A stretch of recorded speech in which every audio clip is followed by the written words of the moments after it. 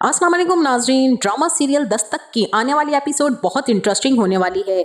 जैसा कि किरण तलाक होने के बाद खुद को बहुत ही ज्यादा मजबूत और बहादुर साबित करने की कोशिश कर रही है, लेकिन सज्जाद साहब और सादिया बेगम को जिस तरह से उनकी बहन और उनके बड़े भाई ने आकर भड़काया है और किरण की खुददारी और हौसले को जिस तरह से ठेस पहुंचाई है, इससे किरण बहुत ही ज्यादा टूट चुकी है।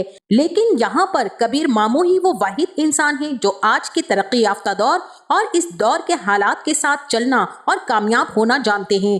अपनी भांजियों से बेइंतहा मोहब्बत ही की वजह से वो उन्हें ऐसी हिम्मत और हौसला देते हैं कि उनमें जिंदगी को जीने और हालात से लड़ने का हौसला पैदा हो जाता है। किरण भी कबीर मामू की बातों से इतनी ज्यादा मजबूत है, वरना रिश्तेदारों के ताने और जमाने की जुबानें किरण को जीते जी मार देती। सज्जाद साहब और उनकी बेगम सादिया ने भी यही फैसला किया है, जैसा कि उनकी बहन और उनके बड़े भाई कहकर गए हैं। उनकी नसीहत पर अमल करते हुए किरण की इद्दत के फौरन बाद उसकी दूसरी शादी कर दी जाए, ताकि उसकी बहनें कौकब और माहम की जिंदगियां सहल हो सकें। लेकिन किरण का यहाँ पर मुसलसल इसरार है कि वो अपने बेटे के साथ ही जीना चाहती है। शादी एक बार हो गई है और दूसरी बार की कोई गारंटी नहीं है कि चल सके या नहीं। अब इसी डर और खौफ से किरण अपनी जिंदगी का बोझ खुद उठाना चाहती है, लेकिन पुप्पो तो बार बार आकर किरण का दूसरा अक़द करवा के ही दम लेंगी, क्योंकि जमाना जाहिलियत की फरसूदा सोच और औरत की मुश्किल जिंदगी की मिसाल देते उनकी जुबान नहीं थकती है। और वैसे भी पुप्पो तो किरण की तालीम और उसकी सोच के बिल्कुल खिलाफ हैं।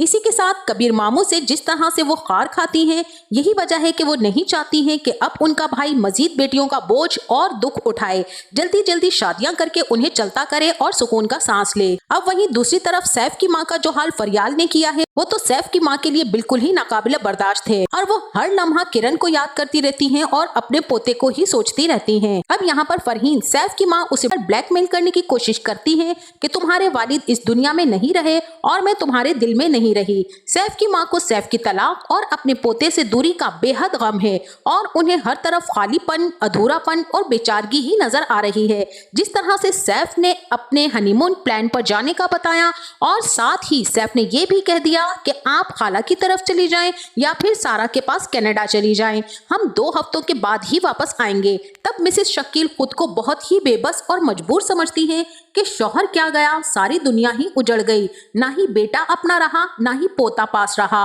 अब फरहीन साहिबा को किरण की बेहद याद आती है और उसे कॉल कर देती हैं, ये बताने के लिए कि सैफ तो हनीमून अपनी लाडो दुल्हन को लेकर जा रहा है और मुझे सारा के पास कनाडा भेज रहा है, लेकिन मैं जाने से पहले तुमसे और अपने पोते से एक बार मिलना चाहती हूँ। ये सब बातें सुनकर किरण खुद भी हैरान रह जाती है और वो कोई जवाब नहीं देती है।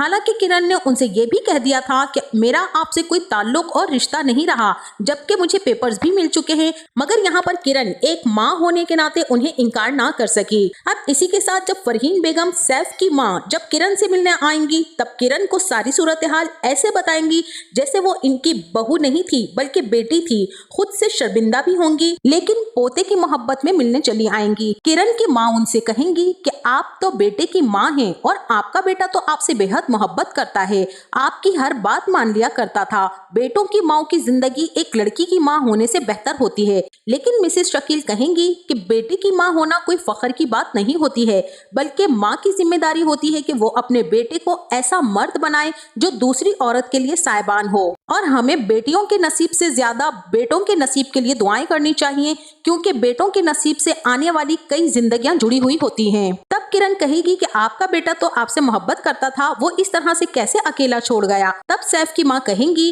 कि जब अपना बेटा बीवी की आंख से देखने और उसके दिमाग से समझने लगे तो माँ का ख्याल ही नहीं आता, मोहब्बत तो दूर की बात है।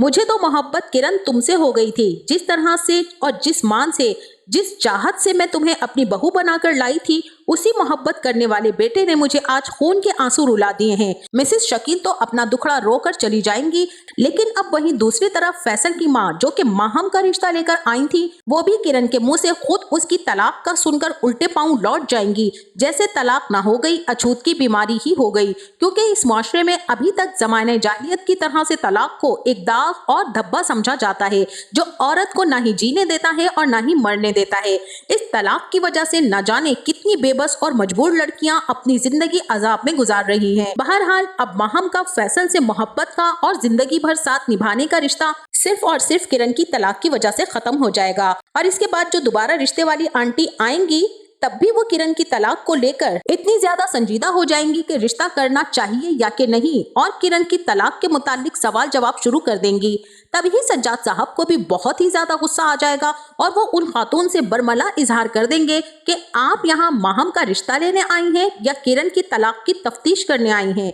लेकिन वो खातून भी बला की मुंहफट और बदजुबान होंगी और कहेंगी कि भाई हम तो रिश्ता करने आए थे, लेकिन जहां पहले ही रिश्ते टूटे हुए हों उस घर में हम अपने बेटे का रिश्ता कैसे जोड़ सकते हैं। इसी तरह की कड़वी कसीले बातें करके वो खातून पर्स उठाकर चली जाएंगी और उनके जाने के बाद सादिया बेगम किरण की माँ उसके सर पर आकर खड़ी हो जाएंगी कि देख लिया ना तुमने कि किस तरह से तुम्हारी तलाक तुम्हारी बहनों के रिश्ते में रुकावट बन रही है और अब जब तक तुम्हारी कहीं और शादी नहीं हो जाती तब तक हम माहम और कौकब का नहीं सोच सकते। किरण भी अपनी माँ से कहेगी कि हम जमाने के खौफ से और डर से जीना नहीं छोड़ देंगे। लोग तो आपको तकलीफ में देखकर ही खुश होते हैं और लोगों को आपके जख्मों को कुरेदने में मजा आता है। मरहम कोई नहीं रखता है आपके जख्मों पर, क्योंकि ये जमाना और ये लोग उस मक्खी की मानिंद होते हैं जो कि खूबसूरत जिस्म को छोड़कर सिर्फ और सिर्फ जख्म का इंतखाब करती है। किरण की फलसफियाना बातें ही उसके माँ बाप को सोचने पर मजबूर कर देती हैं। सज्जाद साहब और सादिया बेगम हरगिज नहीं चाहते हैं कि उनकी बेटी दुखी रहे,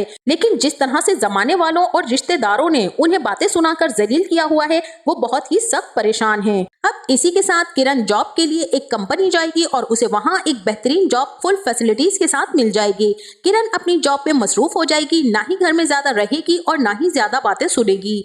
जिस तालीम और तालीम याफ्ता होने की वजह से किरण ने इतने जुल्म सितम सहे, आज उसी तालीम से उसे एक बेहतरीन इवनिंग प्लानर की जॉब भी हासिल हो गई है। अब किरण ऑफिस से जैसे ही घर आएगी तब सज्जाद साहब को बताएगी कि उसे एक बहुत ही शानदार जॉब अच्छे पैकेज के साथ मिल गई है और जॉब के बारे में सज्जाद साहब पूछेंगे तब किरण बताएगी कि मैरिज इवनिंग प्लानर की जॉब है।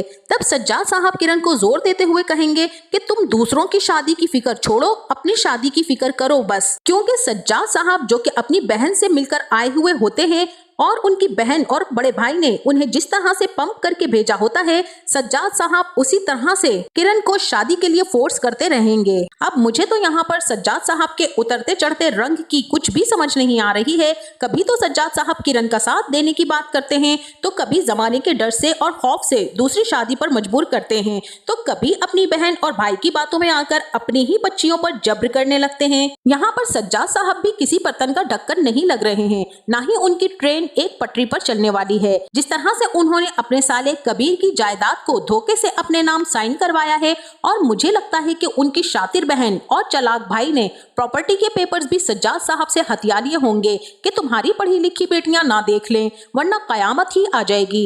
इस उम्र में सज्जाद साहब ने जो चीटिंग की है ये भी ठीक नहीं किया उन्होंने, क्योंकि उसके नताइज उनकी बीवी और बेटियों पर पड़ने वाले हैं। तो नाजरीन, आपको क्या लगता है, क्या किरण जमाने की बातों और माँ बाप के प्रेशर में आकर दूसरी शादी के लिए मान जाएगी या फिर इसी तरह डटकर हालात की सितम जरीफी सहती रहेगी और एक दिन मोइज उसकी जिंदगी में वापस आ जाएगा, तब किरण कोई हतमी फैसला करेगी? इस बारे में मुझे अपनी राय से जरूर आगाह कीजिएगा। जाते जाते वीडियो को लाइक और चैनल को सब्सक्राइब करना ना भूलिएगा। अपना बहुत सारा ख्याल रखिएगा। मिलते हैं नेक्स्ट वीडियो में, तब तक के लिए अल्लाह हाफिज।